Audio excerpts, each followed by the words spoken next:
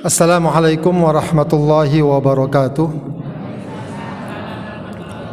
Bismillahirrahmanirrahim. Alhamdulillahi rabbil alamin.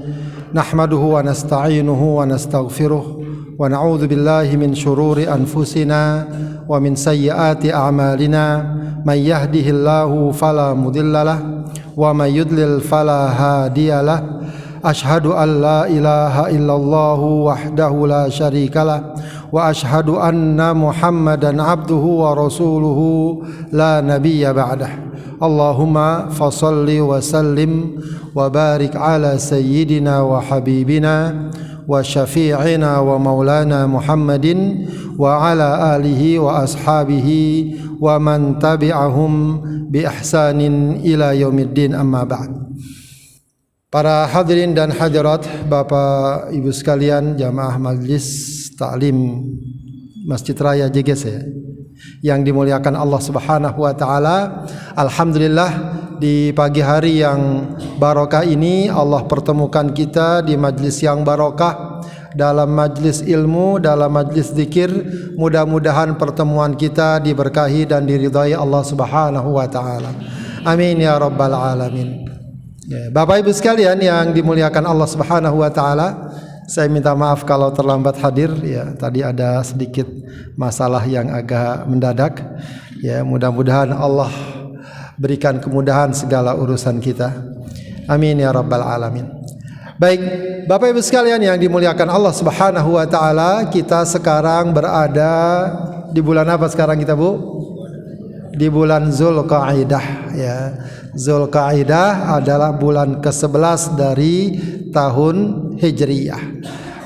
Dan ini adalah penghujung bulan Zulqa'dah ya. 2 atau 3 hari lagi kita akan bertemu dengan salah satu bulan yang mulia, yaitu bulan Zulhijjah ya. Bulan Zulhijjah sebagaimana kita ketahui memiliki keutamaan yang sangat besar dan sangat agung. Bahkan keutamaan yang tidak terdapat pada bulan-bulan lainnya, bahkan termasuk di bulan Ramadan ya. Karena di bulan ini sebagaimana kita ketahui ada ibadah haji, ada ibadah kurban yang tidak ada di bulan Ramadan atau bulan lainnya. Dan bukan hanya itu, ada juga fadilah dan keutamaan ya, yang sebagian alhamdulillah sudah biasa kita laksanakan, namun sebagian lagi masih memerlukan pemahaman sekaligus pengamalan, sosialisasi dan pembiasaan di tengah masyarakat ya, agar hari-hari yang mulia yang berlalu ke depan nanti betul-betul dapat kita manfaatkan sebaik-baiknya ya. Bapak Ibu sekalian yang dimuliakan Allah Subhanahu wa taala, sebagaimana kita ketahui bulan Zulhijjah termasuk dalam al-ashhurul hurum ya. Dalam surat At-Taubah ayat 63 atau 36 ya. Ya, Allah Subhanahu wa taala mengatakan inna iddatasy syuhuri 'indallahi 12 syahran yauma khalaqas samawati wal ard minha arba'atun hurum. Ya. Jadi bilangan bulan di sisi Allah itu ada 12 bulan yang Allah tetapkan sejak Allah ciptakan langit dan bumi. Minha arba'atun hurum. Di antara 12 bulan tersebut terdapat 4 bulan haram. Ya, 4 bulan haram di sini bukan ini bulan yang buruk, bukan. Maksudnya 4 bulan haram itu 4 bulan di mana seseorang diharamkan, sangat dilarang melakukan perbuatan yang melanggar ya. Kemudian di akhir ayat memang Allah tegaskan fala tadlimu fihinna anfusakum, jangan kalian zalimi diri kalian di bulan-bulan tersebut. Apa saja al-asyurum, Bu? Pak masih tahu? Masih ingat? 4 bulan yang dimuliakan ya, jadi memang lebih enak kita bahasakan dimuliakan ya. Dari bulan Zulqa'dah, Zulhijjah, Muharram, Rajab ya, itu 4 bulan yang dimuliakan. Pesan Allah Subhanahu wa taala terkait 4 bulan ini apa? Fala tadlimu fihinna anfusakum. Jangan kalian zalimi diri kalian di bulan-bulan ini. Ya. Penafsiran para ulama, jangan menzalimi diri di bulan ini apa? Jangan berbuat maksiat dan kemunkaran di bulan ini. Ya. Kemudian mungkin ada yang bertanya, kalau gitu boleh berbuat maksiat di bulan lainnya? Ya tentu saja tidak boleh. Ya, tetap tidak boleh berbuat maksiat di bulan yang lainnya. Di keempat bulan ini semakin ditekankan untuk tidak berbuat maksiat. Begitu. Ya, jadi kita ingatkan, kita berada di bulan di mana peringatan, ancaman, kecaman terhadap perbuatan maksiat itu sangat ditekankan. Maksudnya sangat diperintahkan untuk kita tinggalkan.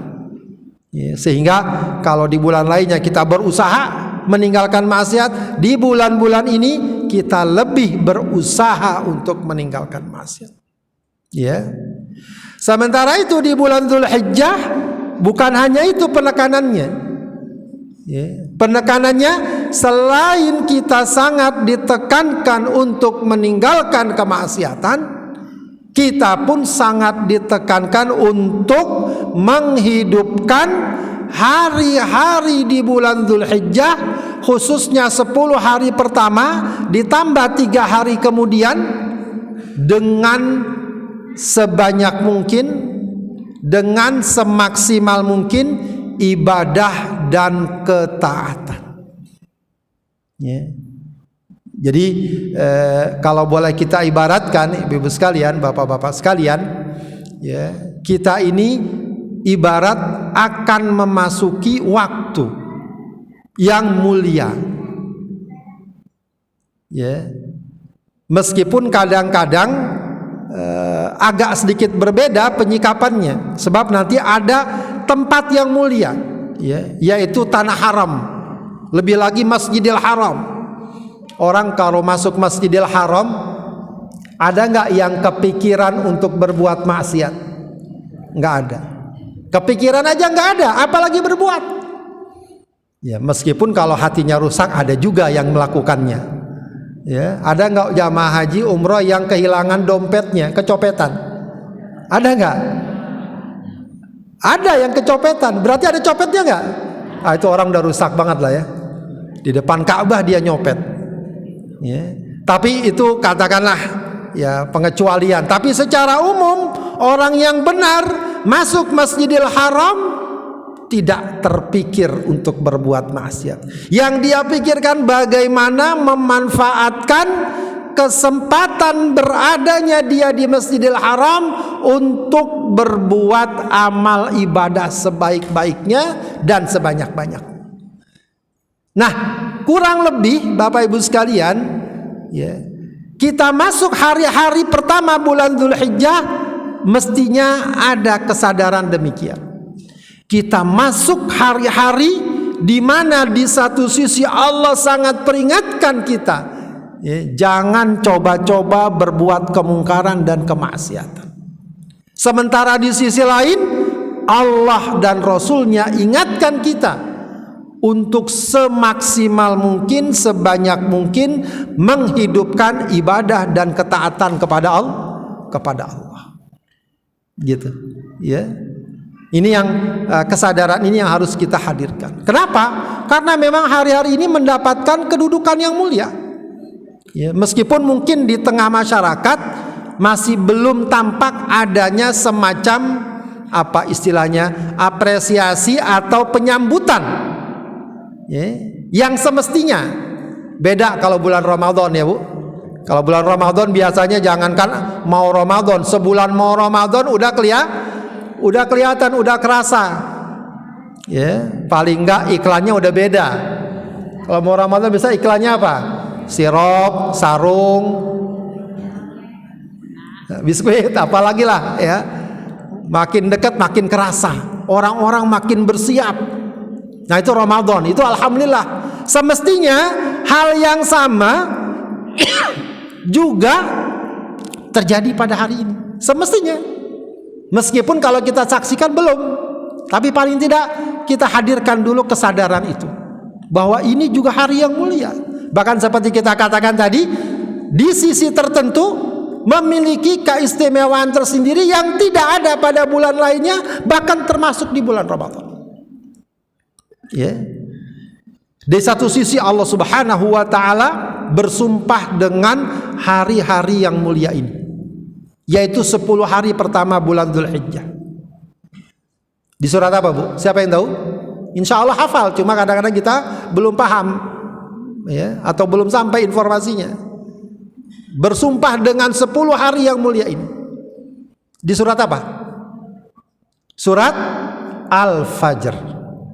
Wal fajri walayalin ashr. Berarti ayat kedua. Surat Al-Fajr. Allah bersumpah, ya, demi waktu fajar. Bahkan ada riwayat yang mengatakan demi waktu fajar di hari pertama bulan Dzulhijjah. Ada riwayat yang begitu. Ada penafsiran yang begitu. Walayalin ashr, umumnya para ulama tafsir mengatakan yang dimaksud layalin ashr adalah 10 hari pertama bulan Dzulhijjah. 10 hari pertama bulan Dzulhijjah. Yeah. Sehingga para ulama banyak yang mensejajarkan 10 hari pertama bulan Dzulhijjah dengan 10 akhir bulan Ramadan. Jadi kalau ada istilah al-ashrul awakhir fi Ramadan, 10 hari terakhir bulan Ramadan, padanannya adalah 10 hari pertama bulan Dzulhijjah. Ya, jadi memiliki keutamaan yang tersendiri. Dan itu diperjelas lagi dengan hadis yang sahih Bukhari dan Muslim. Rasulullah SAW bersabda dengan jelas dan tegas, "Ma min ayyamin al-amalus shalihu fiha ahabbu ilallah min hadhil ayyam," yakni al-ayyamil ashr. Ya, tidak ada hari-hari yang amal soleh di dalamnya lebih Allah cintai, lebih Allah senangi selain amal soleh di hari-hari ini, yaitu hari 10 Dzulhijjah.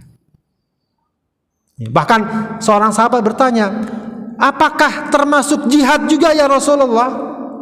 Maksudnya orang berjihad di bulan lain, lalu ada orang beramal soleh, katakan sholat ngaji di bulan ini, apakah lebih mulia, lebih Allah cintai beramal soleh di bulan ini, ngaji, sholat, sedekah, dibanding jihad tapi di bulan lain? Kita tahu jihad di jalan Allah adalah sebuah puncak amal yang sangat mulia.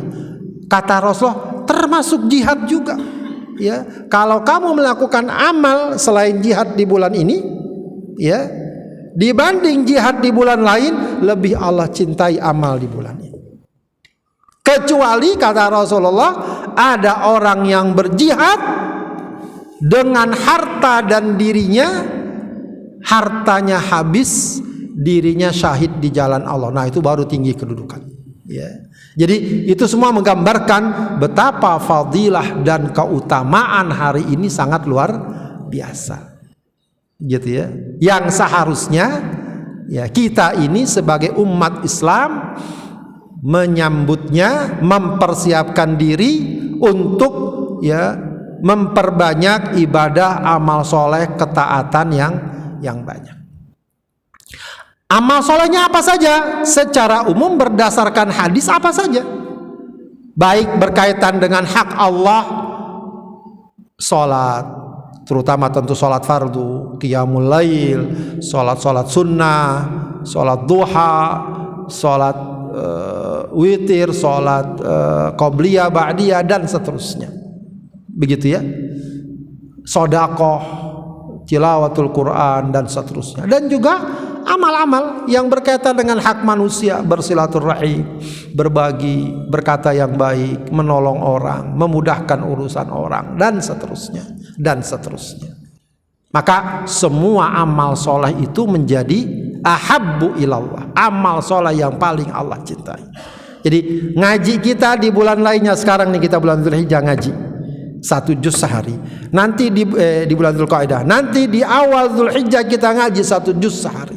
Beda nilainya, beda bobotnya, beda kedudukannya. Bagaimana hitung-hitungannya saat? Nggak perlu mikirin hitung-hitungan dah. Pokoknya Allah senang, Allah cinta, itu udah dari segala, lebih dari segalanya. Ya, baik.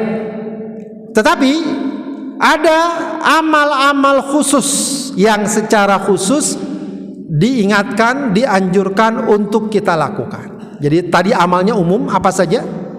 Ada juga amalan khusus yang kita diminta untuk melakukannya, untuk mengamalkannya. Ya.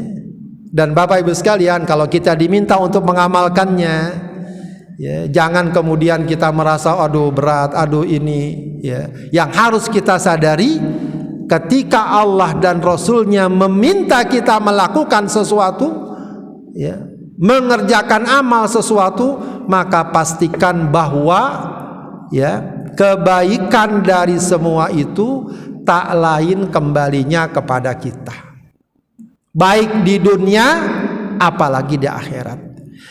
Baik di akhirat, di dunia pun insya Allah akan kita dapatkan. Ya. Jadi ketika kita mendapatkan tawaran, ya, seorang muslim hendaknya bergembira menyambutnya. Apa saja amalan-amalan khusus yang dianjurkan dan diperintahkan agar kita lakukan? Yang pertama adalah amalan yang sangat ringan, sangat mudah, tidak perlu biaya, tidak perlu tempat khusus. Kalau kata orang sekarang bilang, tidak perlu effort yang besar, tidak perlu mengerahkan sesuatu yang besar. Kalau berkurban kita butuh uang, ya. Kalau sholat malam kadang-kadang begitu dah ya. Sholat subuh aja susah, sholat malam apalagi. Suruh ngaji sejuz sehari, ngantuk aja bawaannya. Ini ada amal yang insya Allah bisa dilakukan siapapun. Apalagi kalau udah orang muslim, udah biasa ibadah, siapapun bisa. Apa amalan yang khusus itu? Dalam satu hadis Rasulullah sallallahu alaihi wasallam mengingatkan terkait fadilah dan keutamaan 10 hari bulan Dzulhijjah, maka Rasulullah tambahkan fa'aksiru fiha at-tahlil wat-takbir wat-tahmid.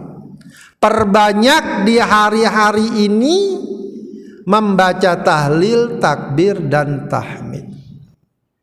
Tahlil itu apa, Bu? Tahlilan lah, ya. Baca la ilaha illallah.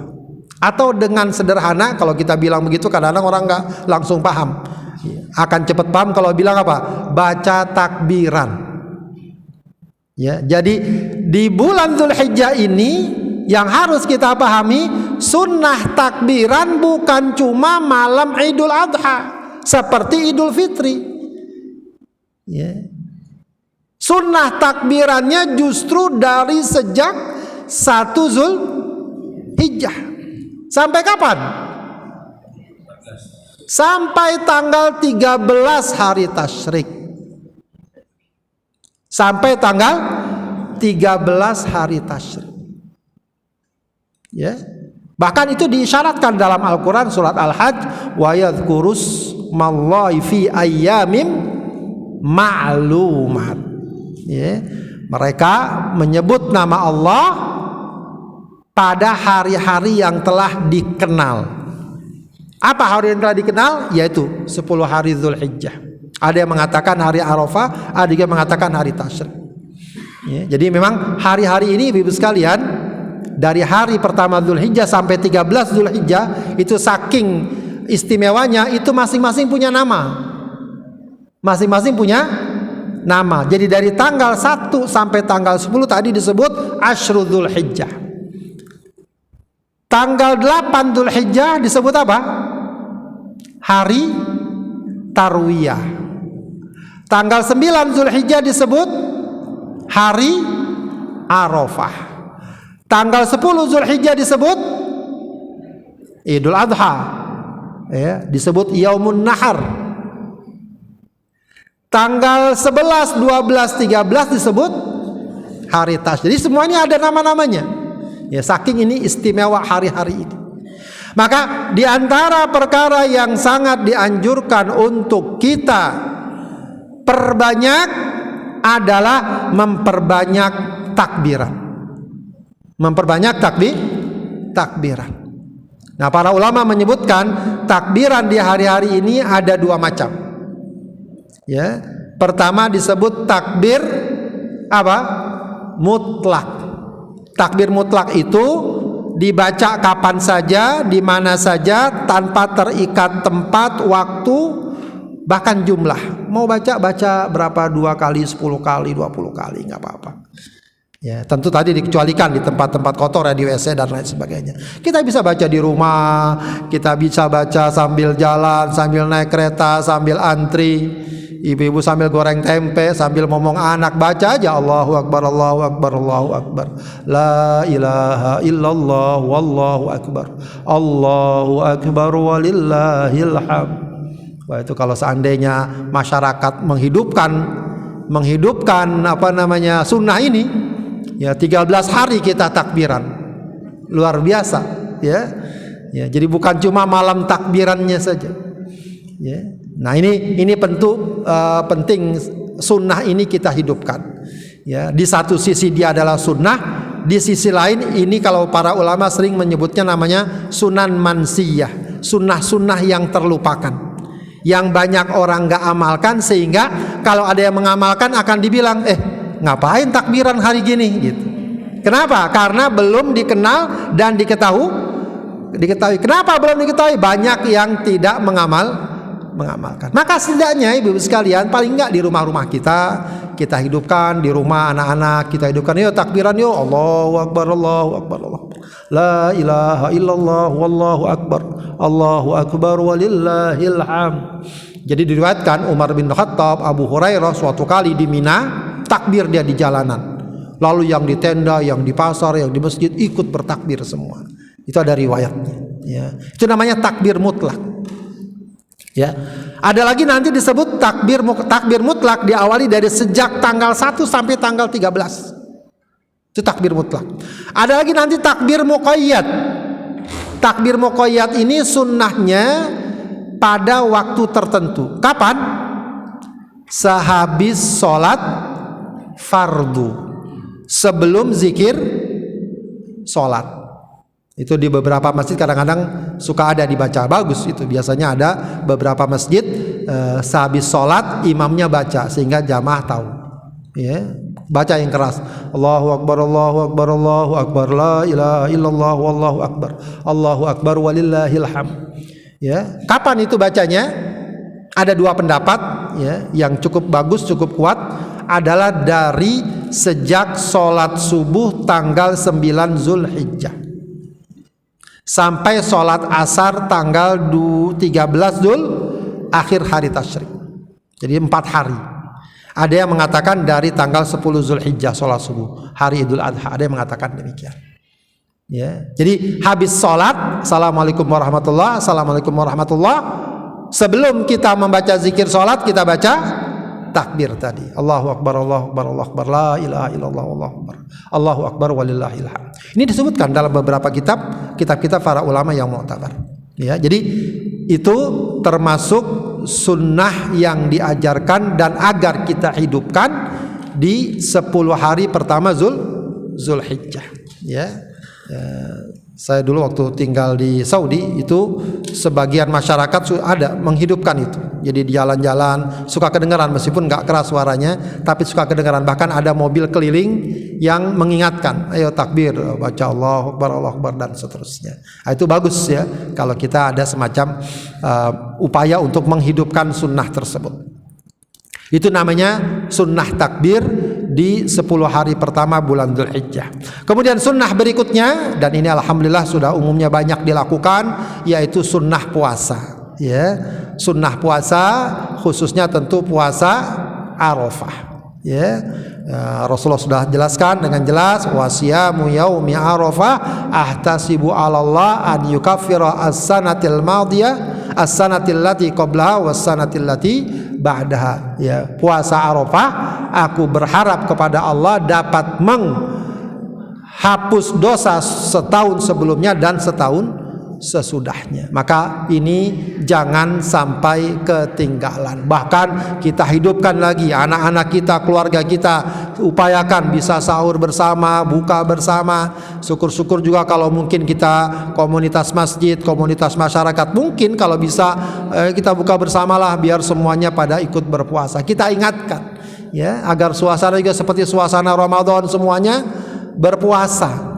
Ya, agar muncul itu kesadaran menghidupkan amalan di hari ini. Bahkan banyak para ulama, termasuk di antara yang terkenal Al-Imam An-Nawawi rahimahullah, salah seorang ulama, tokoh ulama dalam fikih madzhab Syafi'i, dan juga beberapa ulama lainnya, sunnah puasa kalau lebih baik lagi, kalau mau lagi, sejak tanggal 1 sampai tanggal 9. Ya, sejak tanggal 1 sampai tanggal 9. Ya, sebab itu masuk dalam keumuman hadis tadi, ya, menjadi amal yang paling Allah cintai. Ya, tentu nanti dilihat kemampuannya. Saya cuma bisa puasa 2 hari, 3 hari nggak apa-apa.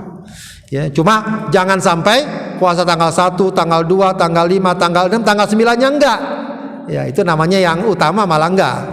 Ya. Jadi yang utama tanggal 9-nya. Kalau mau nambah tanggal 1, kalau mau terus bagus ya. Kalau mungkin sekedar 2 atau 3 hari nggak apa-apa. Yang penting ada upaya bagi kita untuk menghidupkan sunnah dan amal tersebut. Begitu ya. Apalagi amalan yang lain di hari ini? Ya, sholat Idul Adha sebagaimana sudah kita ketahui dan insya Allah ini sudah biasa dilakukan. Tapi kita ingatkan lagi, jangan juga ketinggalan untuk melaksanakan sholat Idul Adha. Bahkan Rasulullah mengatakan termasuk wanita yang sedang haid hendaknya juga hadir, ya, walaupun dia nggak sholat. Jadi ya jangan hadir, jangan ikut sholat juga, karena nggak boleh sholat. Duduk saja, dengarkan, ya. Dengarkan ceramah, dengarkan nasihat, dengar atau bisa bertemu dengan saudara-saudaranya itu, sehingga sebagian ulama mengatakan sholat id hukumnya wajib, tapi mayoritas para ulama mengatakan sholat id hukumnya sunnah muakkadah, ya, sunnah muakkadah. Baik, memang ada yang disunnahkan, ya, sebelum sholat Idul Adha disunnahkan tidak makan terlebih dahulu, ya. Karena itu sholatnya pun dianjurkan untuk lebih segera, ya, segera sholat id ketimbang sholat Idul Fitri. Sholat Idul Fitri sunnahnya lebih siang, sholat Idul Adha sunnahnya lebih cepat, agar lebih cepat motong hewan kurban. Baik, apalagi ya tadi, ya, juga sunnah yang hendaknya kita jangan ketinggalan, khususnya kalau Allah berikan kita kemampuan, kelapangan, yaitu berkurban. Ya, jadi berkurban, Bapak Ibu sekalian, ini merupakan perintah, merupakan syariat yang nyata, yang sangat kuat dan disepakati para ulama, karena memang juga tercantum dalam Al-Quran, bahkan dalam hadis. Ya, jadi sangat kuat landasannya. Karenanya para ulama sepakat, ya, ijma syariat berkurban. Ya, dalam Al-Quran, ya, apa surat apa yang menjadi landasan kurban, Bu? Pasti hafal juga. Surat apa? Al-Kautsar. Ya, Allah berfirman, "Fasholli li rabbika wanhar." Ya, salatlah untuk Tuhanmu dan berkurban. Jadi langsung perintah dari Allah Subhanahu wa taala. Ya, bahkan Rasulullah SAW memberikan sebuah peringatan yang keras. Ya, meskipun nanti para ulama menilainya sesuai dengan pandangan masing-masing, tapi yang jelas Rasul memberikan peringatan, man kana lahu sa'ah, siapa yang punya kelapangan walam yudhi, tapi dia tidak berkurban, fala yaqrabanna musallana, siapa yang punya kemampuan tapi dia tidak berkorban, jangan dekati musola kami. Saya mah nggak pernah ke musola Pak Ustadz, saya ke masjid. Apa maksudnya musola di sini? Ya, ini memang sedikit ada pergeseran makna, ya. Musola di zaman Rasulullah dengan musola di zaman sekarang, khususnya di negeri kita. Ya, bahkan di negeri Arab pun beda lagi nanti maknanya. Jadi musola pada masa Rasulullah Sallallahu Alaihi Wasallam itu maksudnya lapangan yang biasanya digunakan untuk sholat id atau sholat istisqa atau sholat-sholat yang membutuhkan jamaah. Itu musola. Ya, asalnya dia bukan masjid tapi sekali waktu dipakai untuk sholat. Itu namanya musola. Itu pada zaman Rasulullah. Ya, kalau di kita musola itu apa? Langgar. Jadi satu-satunya sholat yang boleh dilanggar itu di Jakarta. Sholat boleh dilanggar. Ya. Baik, kalau di kita musola itu ya masjid tapi tidak untuk sholat Jumat. Sebenarnya masjid, ya. Memang kadang-kadang meskipun udah kadung jadi istilah ya. Cuma kadang-kadang orang karena itu nganggap musola jadi lebih santai gitu ya. Ada yang ngobrol, ada yang macam-macam dan lain sebagainya. Padahal itu masjid. Ya, hukumnya hukum masjid. Baik. Kalau zaman sekarang juga musola itu adalah tempat-tempat yang biasanya bukan untuk sholat, kadang-kadang dibuat sholat. Di perkantoran biasa dipakai kayak basement, lorong-lorong. Nah, itu sebenarnya bukan tempat sholat, tapi sekali waktu itu namanya musola. Ya, itu namanya musola. Jadi Rasulullah SAW ingatkan, sudah punya kemampuan tapi gak mau berkorban, jangan dekati tempat sholat kami. Maksudnya jangan ikut sholat bersama kami, sholat id bersama kami. Nah, itu semacam peringatan. Ya, sehingga ada ulama madhab yang cukup keras mengambil kesimpulannya. Kesimpulan dalam madhab ini, khususnya madhab Hanafi, mereka mengatakan wajib berkurban bagi yang mampu. Bagi yang mampu. Tapi mayoritas para ulama, jumhur ulama, madhab Maliki, madhab Syafi'i, madhab Hambali berpendapat bahwa berkurban hukumnya sunnatun muakkadatun, sunnah yang sangat ditekankan. Ya, jadi sunnah yang sangat ditekankan. Ya. Kenapa? Tadi sudah perintahnya dalam Al-Quran jelas, peringatan Rasulullah juga jelas, dan Rasulullah SAW diriwayatkan sejak turun syariat kurban, sejak beliau tinggal di Madinah, setiap tahun beliau nggak pernah absen berkurban. Bahkan ketika diriwayatkan beliau sedang safar keluar kota, beliau tetap berkurban ketika bertepatan dengan hari kurban. Jadi kurban itu adalah sunnah muakkadah setiap tahun. Ya, karena ada sebagian orang berpikiran, ayo kurban yuk, udah saya 10 tahun yang lalu. Ya. Setiap tahun, bukan 10 tahun yang lalu. Kalau Allah berikan kemampuan. Ya, jadi jangan merasa berat. Ya, jadi ini sunnah dan ini buat kita. Ya, bahkan dalam satu riwayat hadis, ya, riwayat Tirmidzi, Rasulullah bersabda, tidak ada amal manusia ma'amila adamiyun min amali yaumin nahri ahabba ilallah min ihraq dam. Tidak ada amal manusia yang paling utama di hari Idul Adha selain menumpahkan darah. Wah, serem juga nih hadisnya. Ya, tapi jangan salah pikir ya, menumpahkan darah langsung ambil golok ke pasar. Ya, orang main di bacok misalnya, karena menumpahkan darah. Menumpahkan darah kurban maksudnya, menyembelih hewan kurban itu amal yang paling Allah cintai. Ya, sehingga Rasulullah bahkan katakan, nanti innaha la ta'ti yaumal qiyamah bi quruniha wa asy'ariha wa adla. Nanti itu semua akan datang di hari kiamat, akan memberikan saksi yang akan membela orang-orang yang berkurban. Bahkan juga dikatakan darah yang turun dari seekor hewan sebelum dia jatuh ke tanah, pahala dan kebaikannya sudah Allah berikan bagi orang yang berkurban. Ya, maka Bapak Ibu sekalian, jangan merasa berat untuk berkurban kalau Allah berikan kemampuan. Kadang-kadang memang merasa berat sih ya. 2 juta, 3 juta lumayan juga. Biasanya memang kita begitu, itu biasanya itu. Tabiat kita, syahwat kita, ya, ngaji sejam terasa lama gitu ya. Nonton bola 2 jam berdiri teriak-teriak, nggak ada rasa capek. Ya. Ngeluarin uang untuk ini untuk itu ringan-ringan saja. Giliran kita ngeluarin uang berkurban berat. Ya, apalagi kalau kita akumulasi, kira-kira pengeluaran kita dalam setahun yang kira-kira nggak terlalu penting. Ya, kadang-kadang kalau diakumulasi, ditambah-tambah, lebih nggak dari 3 juta, lebih lah biasanya.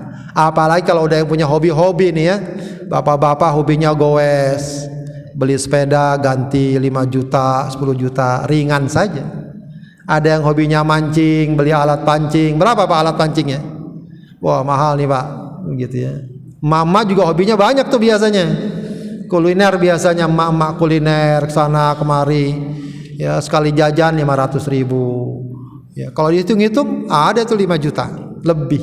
Ya belum lagi yang punya kucing piaraan. Ya saya punya kucing piaraan. Ya katanya makanannya lebih mahal dari makanan dia. Ya, ya itu kadang-kadang kita keluar uang kayak gitu ringan. Ya giliran untuk kurban berat. Ya, ini kita tanya pada diri kita masing-masing. Ya, ya, padahal hikmah dari kurban sangatlah banyak. Pertama adalah beribadah kepada Allah. Dia pun merupakan ekspresi rasa syukur kita kepada Allah. Begitu banyak nikmat yang Allah berikan kepada kita. Ya, makanya tadi ya, ayat fasol li rabbika wanhar diawali oleh pernyataan Allah tentang nikmat yang sangat banyak. Inna a'tainakal kautsar. Sungguh telah kami berikan kepadamu nikmat yang sangat banyak. Lalu Allah minta dari kita. Ya, masa kita tidak memberikannya, tidak memenuhinya, padahal Allah berikan kita kemampuan. Ya, kemampuan. Ya meskipun tentu kalau belum mampu juga tak perlu memaksakan.